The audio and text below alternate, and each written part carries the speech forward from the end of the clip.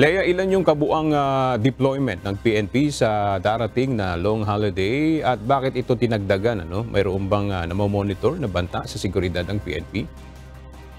Magandang tanghali sa iyo, Aga. Mula nga sa naunang 34,000 na mga pulis na i-deploy, ginawa na itong 52,000 ng Philippine National Police. Ayon kay PNP Chief Police General Benjamin Acorda Jr., bagamat wala naman silang namomonitor na seryosong banta sa seguridad ng long holiday, minabuti na nilang dagdagan ang deployment ng mga pulis para masigurong hindi makakaporma ang mga nais na manamantala sa dagsa ng mga tao ngayong bakasyon.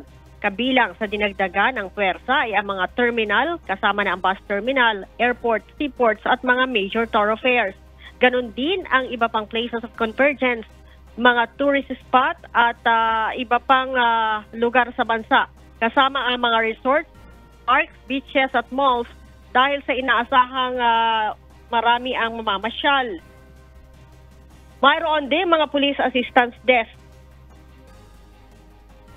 Aktibo din ang mga pulis sa pagpapatrolya lalo na sa mga subdivision upang masiguro naman na ligtas ang mga maiiwang mga tahanan laban sa mga akyat bahay gang.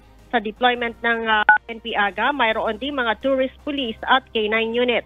May naka-standby ding halos 9,000 pulis na maaaring i-deploy kung kinakailangan. Ipinag-utos na rin ng PNP SOSYA sa mga security guards ang mahigpit na inspeksyon sa mga bagahe sa mga terminal.